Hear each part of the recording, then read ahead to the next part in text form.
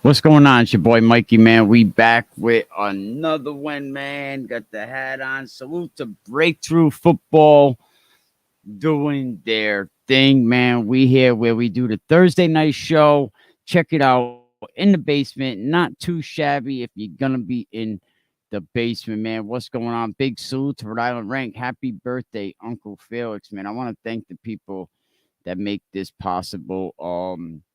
Before we do that, you know what I want to say? You know what I hate? Well, we're going to thank the people that make this possible. Before we jump into the shit that I hate, um, a big shout out to Coldwell Banker, Coastal Homes, man. Mock, right? Getting it done. You know, if you're looking to buy a home, definitely give Mock a call. You know, he's out in the Westerly area, but I'm sure he has realtors everywhere. Give him a call. Coldwell Banker, Coastal Homes, 401 787 5203.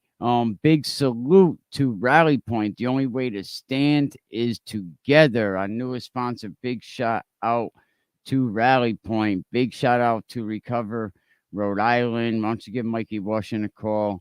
He's over there on the corner of Knight and Washington Street. Make sure everything's cracking here, man. The holidays are coming, man. Big shout out to Dola Designs, man. Yo, and follow us over on Twitter and all that stuff. You know, quick disclaimer: the use of copyrighted material is used under the guidelines of fair use in Title 17 and 107 of the United States Code. Such materials remain the copyright of the original holder, blah, blah, blah, blah, blah. But what's going on, everybody, man? I wanted to talk about real quick. You know what I hate? I hate a friggin' bully. You know, I just can't stand people that are bullies, you know? Some people are emotional, some people are sensitive. They're going through some tough, tough times. And it's really, really sad that some people will go ahead and take their life over being bullied. You know, so if anyone's out there right now, you feel like someone's bullying them or they don't like you, it ain't has nothing to do with you. It has to do with them. You are unique. You are a great person. And who cares what they're doing, man? Stop bullying you damn chumps. But we're gonna have Uncle Felix in here in a minute. Some people just gotta bully. They just not happy about themselves. Did y'all get a chance to see the show we did earlier, man? Over there at Cranston Stadium. It was crazy, man. Assault going on at Cranston Stadium. And some people are saying that the lady that was doing the assaulting was actually not even a student. We actually thought it was a student. We're gonna put the video up in the back. We played a lot of it earlier while we wait for Uncle Felix, but this was going on over at Cranston Stadium yesterday. Give me 1 minute to get this. We're gonna get the video up here right now.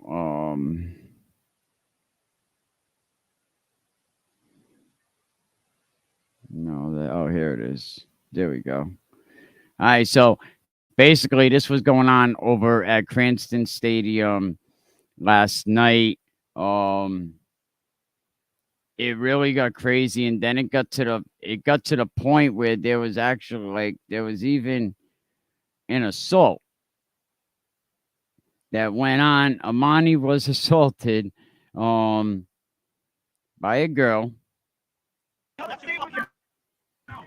I dare you to say it again. Sorry. I dare you to say it again. I'm just saying, like, respect that. I dare you. Sir, they have to respect that. They're on the target. I dare you to say that again. Yell that. I mean, Amani seemed he was being respectable. But I think they want to know. I say it all the time. The adults ruin youth and high school sports. Yeah, absolutely. and there's no reason. And if you watch our show from earlier, we had the Rhode Island State Police came on the show and they talked about the penalty for situations like this. Even if you tell your kid, smash that kid over there, you are going to be held liable. You can get arrested as well.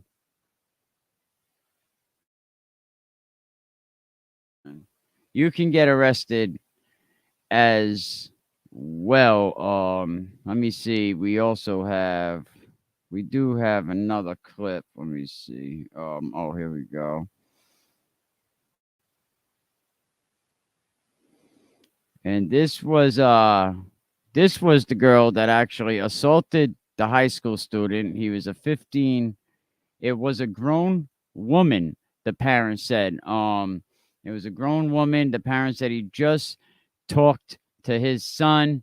So that's what we had going over there at Cranston Stadium. Some people said, I'm not surprised. This has been going on at Cranston Stadium for a while. And then other people said, nah, I never had an issue at Cranston Stadium. I don't remember ever seeing that. But as you can see, here is the shot. Boom. There's the shot. It was a grown ass adult put her hands on a 16-year-old. So if you know who these people are, we had the state police on earlier. And they was basically talking about the penalty for this. And let me tell you, you go around assaulting people and we get the footage, we gonna air it out. We going to air out the footage. So if you know who these people are, I think they're part of the LaSalle football community. And I actually reached out to, let me see, I got his name over here. We figured we'll just chat it up. 19-18. SK wins over Burrillville just now. Oh, a lot of games have changed to 2 p.m. tomorrow. LaSalle NK, 2 p.m. Everyone's afraid of a little bit of rain. They want to get that ticket sales in. Westerly St. Ray's, that game was changed to 2 p.m. as well. We have the times for the games that'll be going on at the bottom of the screen. Scrolling on. You want to see some more of these videos, huh? Hold on. Yeah, but it's. I mean, I don't think it's right for anybody to put their hands on a kid, but this dude was like, he was like, yo, he wasn't even playing, man. And I gotta say, I don't think Amani was disrespectful. Like I said earlier, I don't know what happened before any of this happened, and if Brandon Amani's dad wants to come back on real quick, and if it's up to him if he even wants to go into it anymore and explain. But I think he said what he had to say this morning. But this is basically how it went down.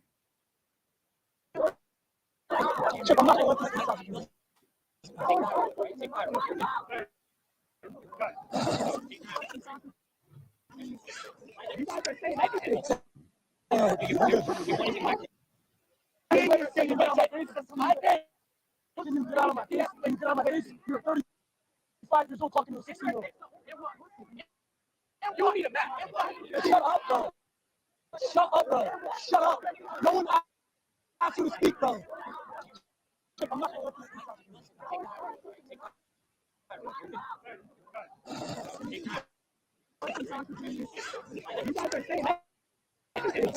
Now,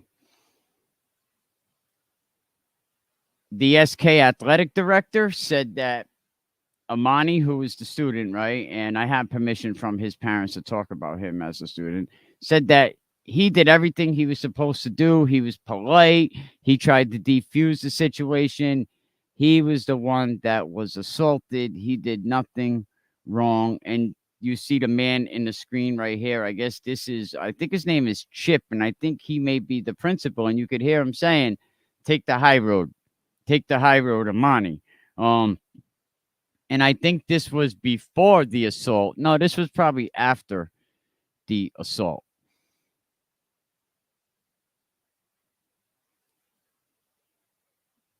Yeah, this was like right about after, but You're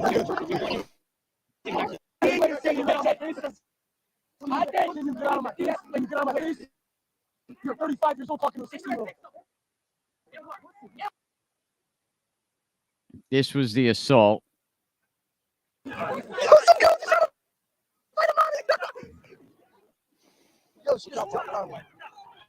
She jumped right on him, started banging him.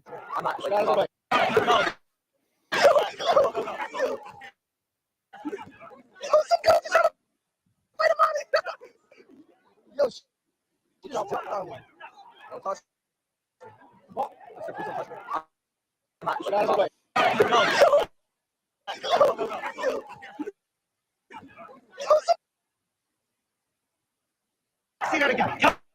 Let's see it again.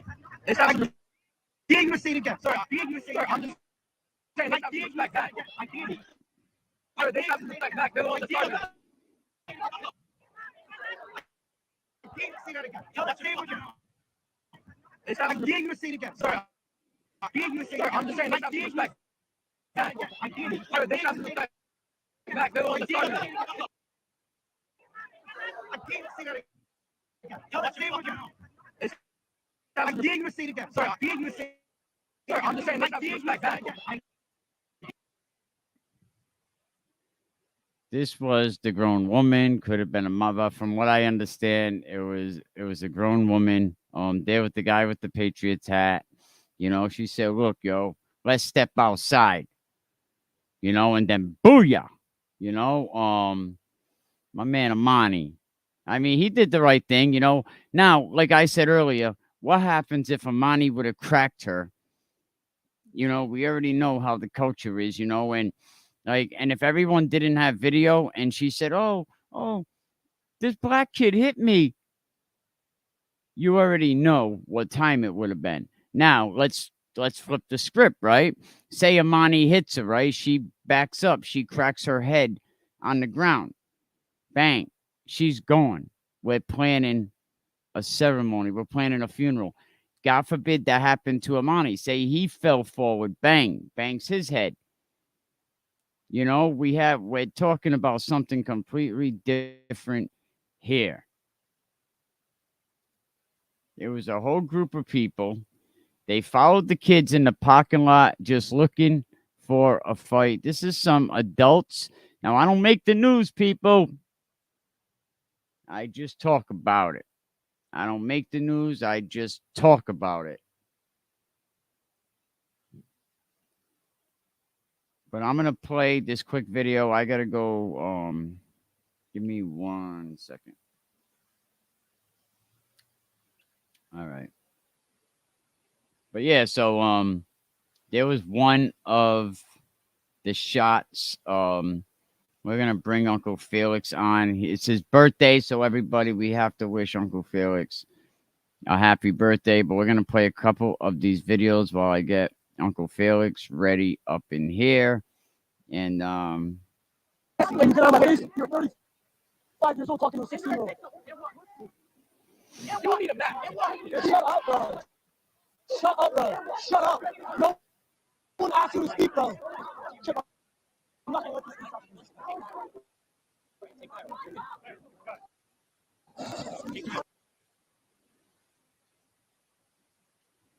oops, let me get that down. So we're gonna bring Felix on up here. That's crazy because there are usually Cranston police every time there's a game. That's what I was saying. I heard the police presence wasn't that that big. But we're gonna bring our guy Uncle Felix in. Happy birthday, Felix, man. Everybody wish Felix a happy birthday. He's 27 years old today for the big That's close enough. happy birthday, Felix, man. Happy birthday. Thank you. You know, a game just ended, Barville and SK, and it was a pretty decent game from what I'm gathering. I want to say it was I just had the score. I got it right here. 19-18 SK. Barville was up early, 6-12. And then the second half came in, and you know, SK got up on the board with 10 19 left in the fourth, and then SK finished it up 19-18 final. So it's good that they get these games. Have you had a chance to see what we've been talking about all day with the I Francis? haven't. You had mentioned it to me earlier today, and I said I was going to take a look at it, but no, I haven't had a chance to see the video yet. And I know you're rushed for time, but I will play one of the quick videos. The kid was anyway, he was assaulted, and what we thought was a kid, but we find out that it was a grown woman. He was arguing with a man, and this is how it went down. Hang on. You need to shut up, bro. Shut up, bro. Shut up. No one asked you to speak, bro. Chip, I'm not gonna let you speak. Principal's telling him to take the high road.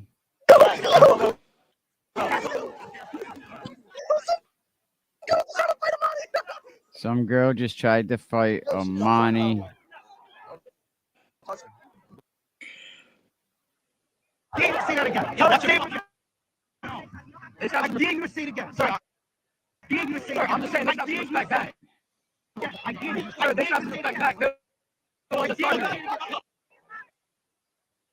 That's the girl. This is the girl that committed the assault. There's the shot. The shot heard around Cranston Stadium. There's another still shot of it. The principal, everyone did say that Amani did do, he handled himself right. He was polite. He was trying to defuse the situation. The student was assaulted, and we find out was assaulted by an adult. Wow. But Uncle Felix, man, how are we doing? Let me get that down. I figured we just showed that while we waited for you. How was your day? It was good. It was good, relaxing. As I told you earlier, we got a Manny, got a Petty. We went up to Newport Beach, hung around the beach, watched the sunset. Beautiful birthday so far. Still more to go. Nice. Yeah, we got still more to go. See? So we got to get him motivated. We're going to talk about what Uncle Felix does with Rhode Island Ranked while I go mix my coffee up over here. So I'm going to let you handle it while I get your video ready. Just tell everybody what you do for the people that don't know who you are. Yes, sir. Well, yep, I have the Rhode Island Ranked page over on Instagram. It's basically a page set up for the kids. It's all about Rhode Island high school football. What you can find there is basically highlights from the season, scores. And at the end of the week, I like to rank the top 3 players at different positions, such as quarterback, running back, wide receivers, and I pick a top 3 in the defense. It's a cool page. I get kids sending me videos all the time, and I post them up. It's where the kids can go basically check out each other's highlights, see where, what the kid from another team is doing from another town, but it's all there and it's great. It's getting great feedback. I started it a little over a year ago and up to almost 1,600 followers now. And the great part about that, it's mostly the kids. And they love it. I get feedback. Sometimes they get mad at me when I don't put them in the top 3. Again, which is actually good because it lets me know that they care about it. But it's cool. I'm getting more and more parents that's actually starting to follow now, which is great. Everybody's welcome. I got coaches, high school coaches around there, college coaches around there, because it's an easy place for them to just, stop by and check out some highlights, see what the kids are doing. One thing I am going to say, and I know me and Mikey have been saying it all year, is that you coaches out there who are not putting up the stats for these kids on max preps, you are doing them a disservice, and you need to get your shit together and figure it out and get those stats up there, because all it does is provide another avenue for those kids to be seen. Absolutely. I like that. Get your shit together. Yeah. Nice. And you're absolutely right, because, we've been seeing it, and we've been seeing more coaches now get the stats up there, because it's so nice. You can look up there and you can actually know who it is. I looked back today. I was researching St. Ray's. I went back to the 2007-2008 season, and I'll tell you, I was looking at stats on Dunbar, on Monk. The kid they had over there, Monk, that was playing very, very well that season. So yeah, Max Preps is great. Utilize it. Stop being lazy. And all it is that it just looks like that the coaches are in it for their own legacy. And you could tell the coaches that are in it for the kids. Oh I'm yeah, not saying all the coaches, I but hear all sorts of excuses. Oh, it's not accurate, um, or it's not about the stats. I don't want to put my film out there, and that's all bogus excuses. Because if you look around in other states, you'll see that everybody's using it for whatever reason. Here in Rhode Island, we only have 40 teams or so, and you know, I don't know how many are using it, but it's definitely not 40. And we need to make that change. well, last year I know we had about 17 teams that were using it, so we're gonna check it out and see how many teams using it. I got a pretty good app that Max Prep sent me a link for it. I love it, man. It's the app that I have. It shows me like all the Rhode Island stuff. It shows me, Barrington, Mount Pleasant had a game tonight. Coventry, Mount Hope's playing right now. Mm. Barville and SK had a game. And all these games should be on NFHS. I don't think fans only, except for the Cranston Stadium games, are allowed to get any of the playoff games. I think they're exclusively belong to RAIL once Mm. the playoffs come around. So, but we're gonna get into the top three. Uncle Felix, let me get this up here. No, not Queen's Flip. Oh, there's game changes tomorrow. LaSalle and NK, 2 p.m. St. Ray's and Westerly, 2 p.m. I'm sure there's a bunch of other. Yeah, Hendricken and Central has also been changed to 4 p.m. Yep, nobody wants to play in the rain. It's gonna rain. It's gonna rain, Felix, man. Nobody wants to play in the rain. Things have changed, that's for sure. My goodness, man. Like, what is better? Do you know what it is?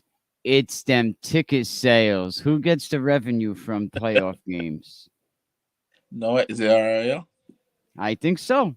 Oh I boy. think so. It's ticket sales. Yeah, like no one's gonna come in the rain. We need to sell we gotta sell tickets. Like, I mean, what's better than a playoff game in torrential downpour? Exactly. I mean, I used to know coaches that said if you pass the ball, you was a puss. Like, run the ball. Let's go. A run game. Nothing like it, man. But I got to get this up here. Hang on. I'm slacking. EWGS Smithfield is also 2 p.m. tomorrow.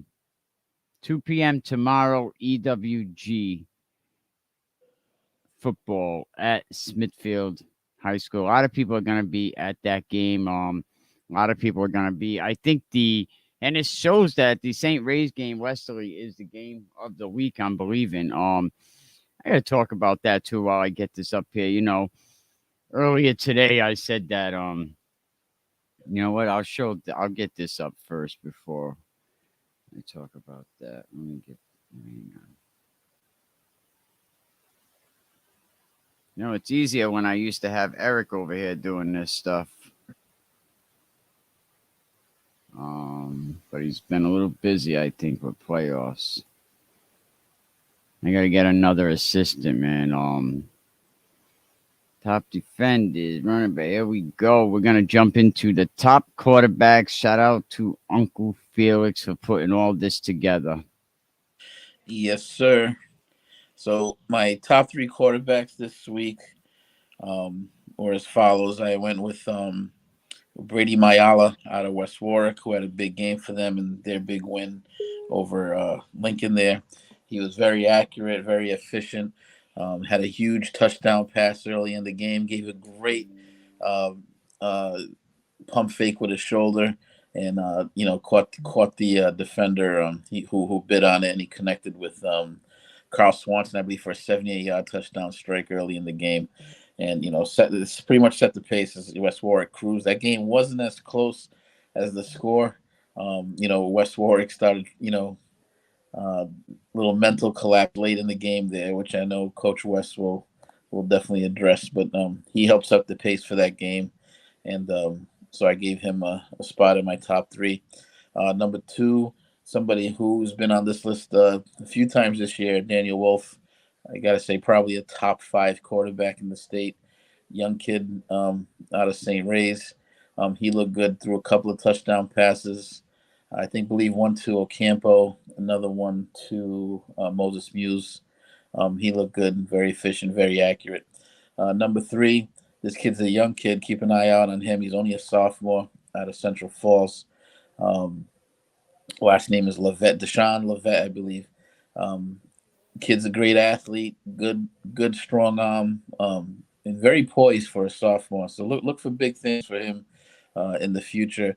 And he could be playing in the Super Bowl this year. You know what I mean? That game, his wasn't a playoff game, but it definitely kept him high up in the seeding there. And they got a showdown, I think, coming up this week against Smithfield. So that's going to be an excellent game to watch. And that was the top quarterbacks. Shout out to Wolfie. We're going to see him tomorrow at 2 p.m. St. Ray's, Westerly Bulldogs.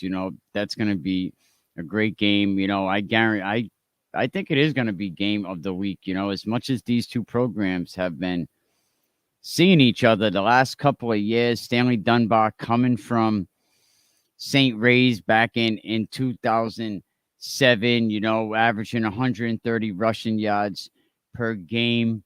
Some people say they overused Dunbar too much, which led to him being injured late in the season. And that's something you see St. Ray's do the last couple of years, use players that when some of us thought they would not be using players, right? Like Moses Muse, sometimes you see him in games and you're like, yeah, I don't know if I would have him in the game this late in the game because he's a valuable commodity going down the season, going down the stretch.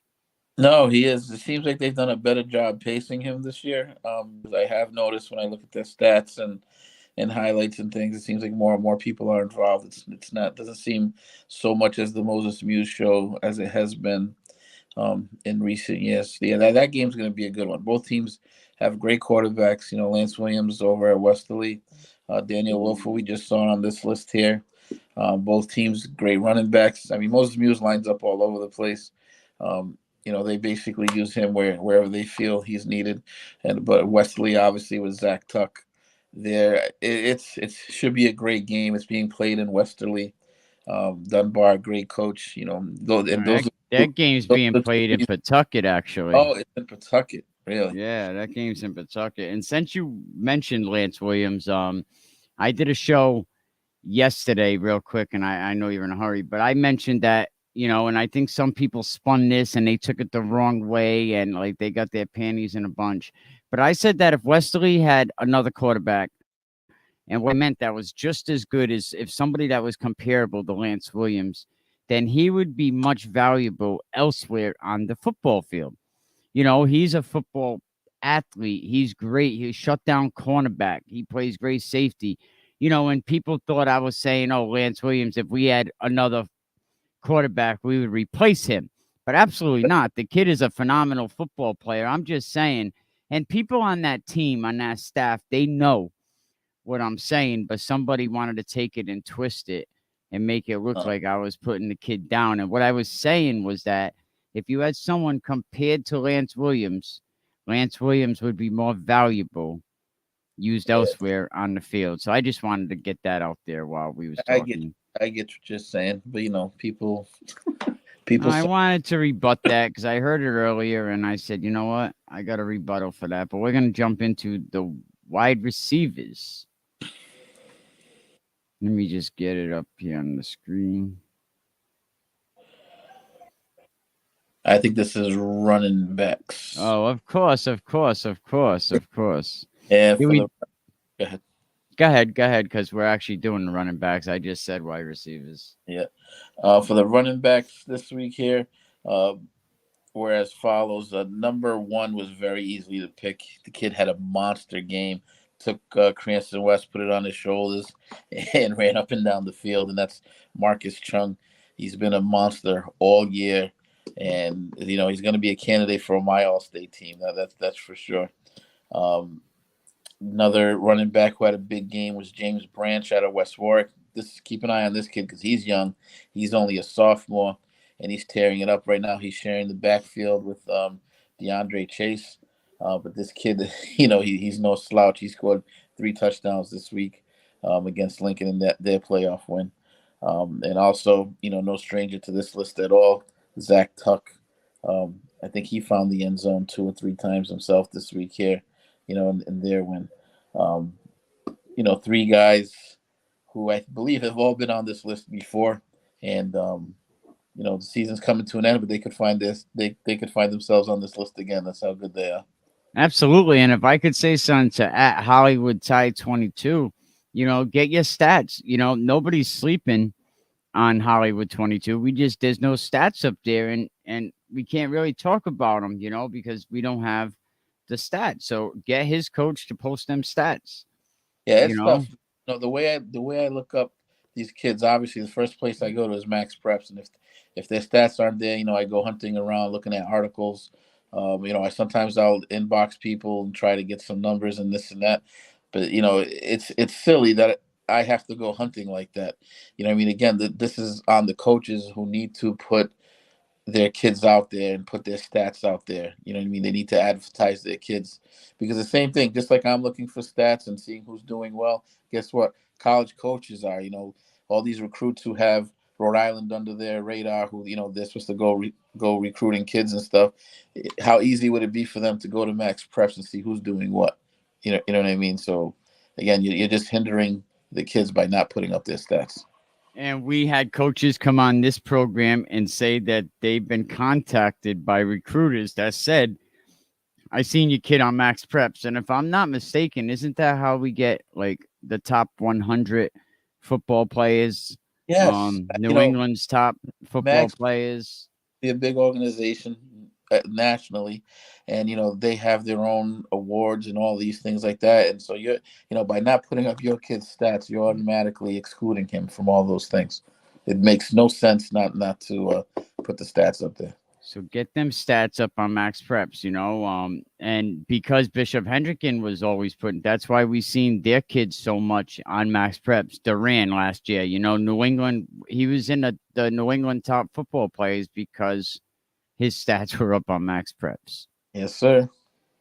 And so here we go to the wide receivers, I believe. Right, we have um, Carl Swanson was my number one receiver here. Had a big game against Lincoln. He's the one, obviously, that caught that 78-yard touchdown from Brady Mayala to open up the scoring. He's been consistent all year. He's been their number one receiver. And he's another young kid. He's only a sophomore himself. Also plays great safety for that team. And and by the way, had the hit of the game. Um, Number 2, I went with no stranger at all, Moses Muse. He makes this list on offense, on defense. He's all over the place, arguably one of the best players in the state. And then number 3 was a new guy to this list, and that was Travis Burrow out of Rogers, who had an excellent game in their victory.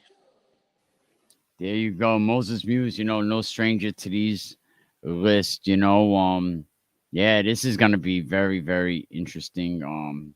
Come tomorrow at 2 p.m. These games that are gonna be going on. It's definitely going to be exciting. Let me go get the other way. Okay, top defenders. Top defenders. Again, West Warwick was big this week. And I admittedly I show a little bias because I get to break down their game, so I get to see firsthand what everybody's doing. But huge game by DeAndre Chase. He was all over the place. He picked up a 51-yard touchdown, uh, fumble recovery. He had a sack. He was forced fumbles. He was all over the place. Absolute monster, and well deserving, easily number one defender of the week. Number 2, I gave it to. Let me see what it says there. Oh, that's right. Chris Curry. out of Smithfield, who came up with an unbelievable one-handed interception late in the game to help Smithfield in their victory. And number three, somebody who's been a very consistent on the D line, and somebody also that I'm going to be taking a look at, maybe perhaps may make the All-State team, and that is Devin. I don't know how to pronounce his last name, Bayalo, something like that. Um, but the kid's been a monster all year um, for West and the Wizards there. Um, he plays on the D line. He's constantly in the backfield, gets sacks. He stuffs runs in the backfield. And, on offense, he turns around and he's a monster on the offensive line. Great player all around. It's great work what you do with all of this, with the Rhode Island ranked, and I'm glad you added the defense. You only added them in about what, last season, right? Yeah, yeah. I've only had this going for 3 seasons. So the first season I didn't have it, but then a lot of kids were like, "Hey, what about the defense?" And, they were right. So I said, "Yeah, you know what? Let me add a defensive player on there." Absolutely. And we tell parents, I had a parent reach out to me and said, "Hey, if I get my kids stats, will you post them? Will you?" Yes, if you do the work and get the stats, why are we not going to talk about that, Felix, right? Yeah, for me, and it's all about the kids. It's all about promoting these kids, and and it just makes everybody's job much easier if the coaches would just simply upload their stats. There's Ab- no excuse. I don't want to hear it. There's no good excuse for not putting up the stats there. Absolutely. Yeah, Coventry won 36-33 over Mount Hope. That must have been a tough game. I figured Pacheco was going to run well, and I said, is Tommy Turner playing? That's going to be the difference maker for Coventry. When Tommy Turner's playing, Will Turner's younger brother, senior this year, Coventry plays well, and Coventry wins tonight's game 36-33. yeah, it'd be interesting to see the stats in those games, and both teams actually put up their stats, so it's something Yeah, yeah. Some of something these Max Preps to look at. pages are very, very intriguing. Like they Yeah, have you know, there, details. there's schools that put up all the stats. They have videos there, players of the week, all that stuff. And again, it's there to be utilized by anybody. And shame on those coaches who don't. I noticed the other day I was looking at Pontiganset's stats. I was like, why only the defensive stats are up? Which was kind of weird because why are you going to put defensive stats up and no offensive stats? But no sooner I mention it, the offensive stats go up. And I kind of seen that coming because a couple years ago, Pono was the same thing. They waited till the stats were up and then they see where they got to get to. So, but a lot more. There are a lot more teams putting stats up now, but definitely, man. But I know you said you had to run real quick. The coaches pick'em show. You've been doing very, very well, man. Making What you making my move. making your move? You're right up in there, and you know after this weekend we're gonna be down to what, 4, because this is like the big 8. We have 8 playoff games right now. After this weekend, one has to go home and get ready for Thanksgiving game, and the other one gets ready for Cranston Stadium. So your pick's been very, very interesting. You caught right up, Felix. Yeah, I mean it was tough earlier on. I think 'cause, you're still trying to get the feel of certain teams, who's the contenders, who the pretenders are. You know what I mean? And towards the end there, I think my numbers got better just because obviously you start to figure out who's really who. Yeah, next Thursday we'll put together a stock drop. We'll do a stock drop show. And we'll talk about programs that we think their stock dropped this year, and whose stock went up because I think we've seen a lot of teams that we thought were gonna be contenders, and a Yep. lot of teams, you called it with the one socket, man. They had the one playoff game. But I didn't think they were going to make the playoffs. You didn't think they were going to make the playoffs, and Nope. they made the playoffs, but they didn't go far into the playoffs. No, no, but kudos for making it. You know what I mean? It's a successful season. You know, getting there. That's for sure. So real quick, we're gonna go over Hendricken and Central. Hendricken's basically, 8-point favorite. What do you think? Yeah, I would take that. It's going to be a physical game, just like the first game. Um, it's just going to be about who made the better adjustments coming in, and we'll see. So who would you say who's winning the game, and what's your game score prediction? I would take Bishop Hendricken, and my prediction for that game would be Hendricken Hendricken 21, Central 6. Ooh, 21-6. So okay, LaSalle and NK. This game's moved to 2 p.m. LaSalle's favored by a boatload, or at least a couple touchdowns. Does NK have a chance? I think they do have a chance. You know, and I did see that first game, and LaSalle dominated. But one thing about NK, and there's a lot of great coaching staffs out there in the state. I believe they're in the top two or three coaching staffs. So I believe they will make the adjustments. Eddie Bueller, that's the only game all season he did not throw a touchdown. And knowing Eddie Bueller, I think he knows that himself. And so I would expect a much better passing attack from NK this week. Now, by statistics, Jaylon King is the top quarterback in football, but is Well, Bueller still your guy? that's for yards, I believe, right? Let me see. Yes, yeah, that's basically for Yeah, that's yards, I think. Bueller has almost double his touchdowns. And Is Bueller's does NK have stats up? yeah, Bueller is up. But Bueller, I don't think he has all his games in here. For some reason, let me see. His last game listed here was against Cumberland. He did play, he played that game against Central, but he actually got hurt in the third quarter, but those stats aren't here yet. Um, for some reason, and then he's the only player on NK that has his stats in there. I couldn't tell you why. No, But I someone cares about him more than everyone else. So he only put his stats up. I mean, Um, Jalen King's having a great season. He only leads Bueller by 30 yards, but again, Bueller has almost twice the amount of the touchdowns, and Bueller's only thrown one interception all year. So I would give that to Bueller. Nothing, and I would nothing. say my guy Lance Williams has thrown 0 interceptions, and he's That been a shutdown corner.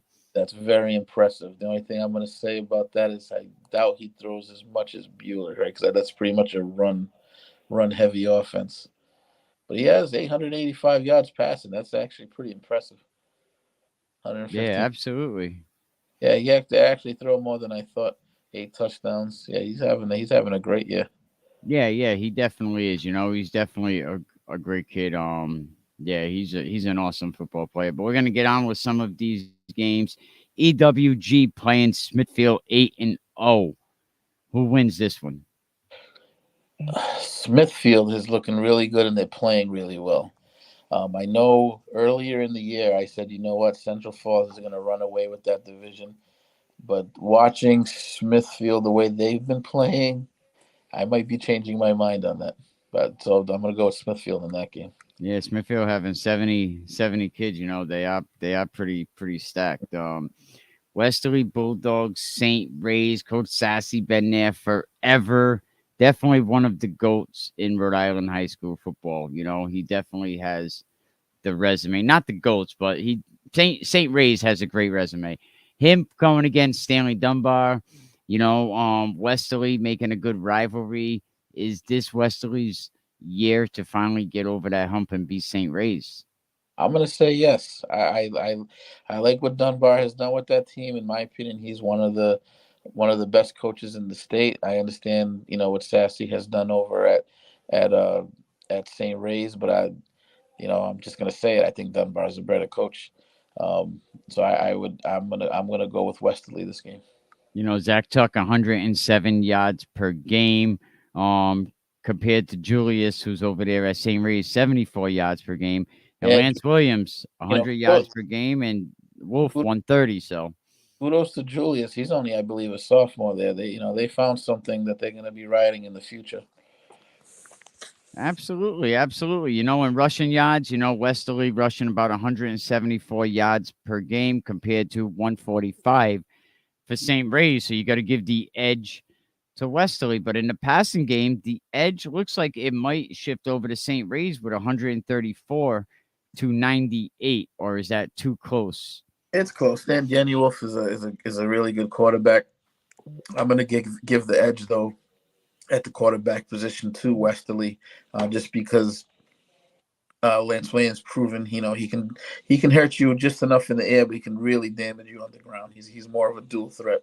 And with the total yards, Wesley with 273, St. Ray's with 278. So yeah, they're basically two even teams. So yeah, this is gonna be a great game. Points, Wesley's averaging 29.3, and St. Ray's is averaging 24.7. And see, without Max Preps, I wouldn't know this shit. They make you look good. They make me sound very, very. They're like, Dan, this boy knows what he's talking about. He know what he's talking about. Let me get on with this. Let's see. We did that one. West Warwick and Middletown, man. Middletown being the favorite in this one, but West Warwick plays good being the underdog. Yeah, yes they do. They're going on the road, and I haven't looked it up, but every time I watch a West Warwick game, I swear they're at home. So it's gonna be it's gonna be funny seeing them on the road.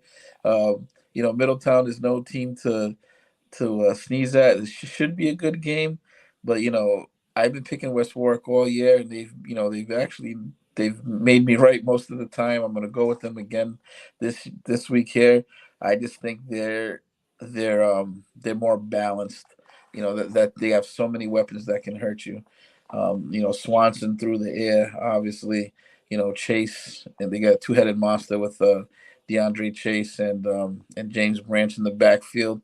If that offensive line can keep Middletown, honest by pounding the ground, and then Brady, making a few big completions through the air, I could definitely see West Warwick winning that game.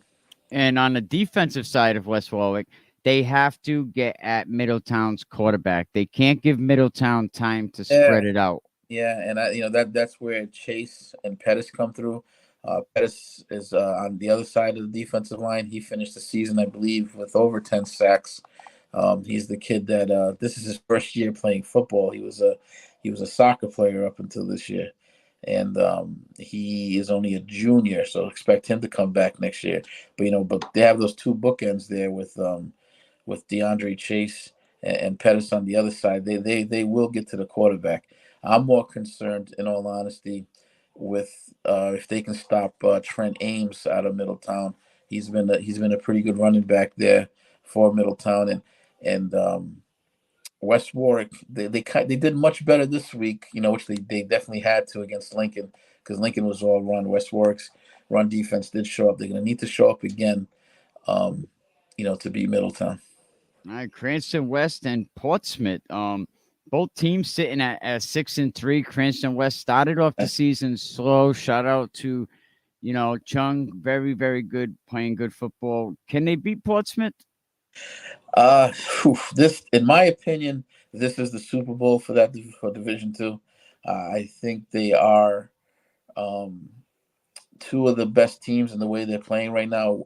Like you said, Cranston West started off slow, but they're playing really hot. Nobody's playing better than them, really. Um, but I said it before. I'm going to stick with it. I think Portsmouth is the top team in that division. Um, the only thing, if Cranston West can sneak in an early touchdown here and there, or come up with some big plays to get on the board, because that Portsmouth defense is very stingy. Their offense isn't spectacular, but they will score. They will grind you out. Um, so I'm going to go with Portsmouth in that game. Rogers and Moses Brown. Rogers, one of my candidates for Coach of the Year in Division Three. Doing a great job up there. What do you think about this matchup? That's another great matchup. But it's tough to go against Moses Brown. They've been undefeated um, all year. Miles Braddock is putting up some ridiculous numbers. His stats disappeared, but they came back. So I'm looking at him here. He's averaging 142 on the ground a game. I believe that's number one in the state. Um, 16 touchdowns, almost 8 yards a carry. The kid's a monster, and he can catch the ball out of the backfield too. He's going to be tough to stop. Rodgers, they're good. They're solid.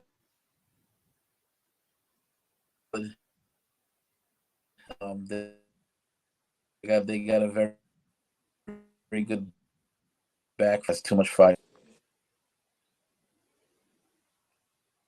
All right, man. And let's see, what other game we talked to EWG Central Falls and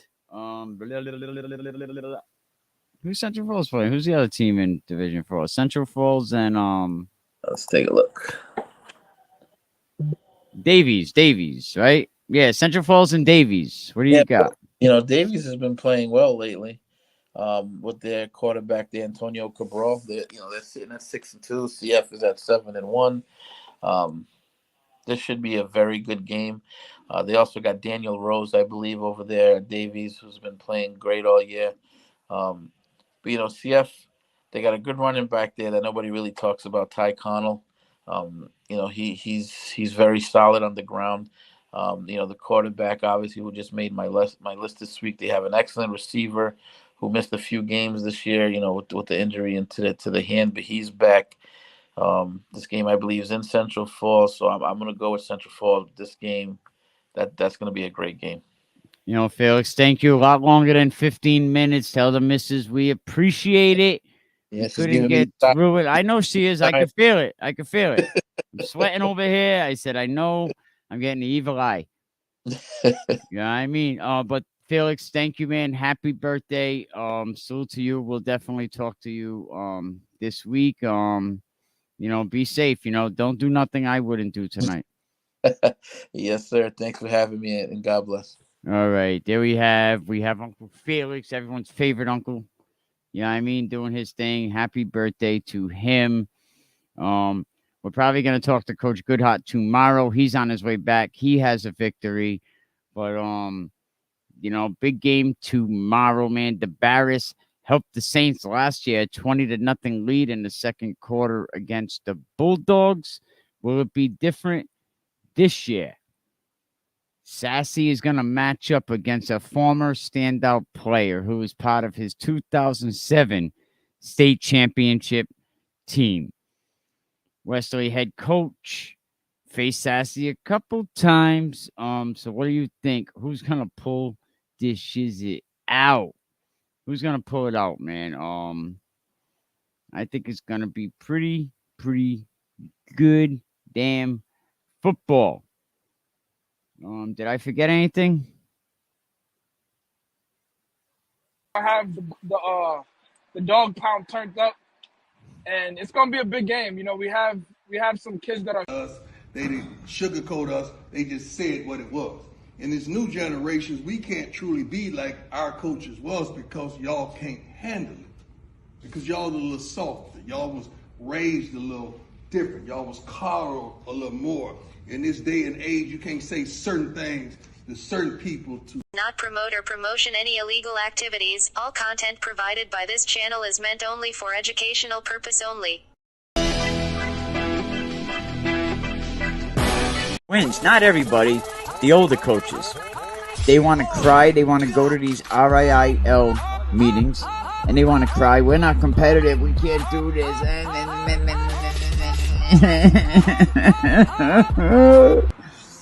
I can't be in. What are we doing here? Oh, he wilding right now. Day out here. Rhode Island, stand up, man. I'm trying to put on for my city. Football in Rhode Island, bro. I'm trying to put on for my city, man.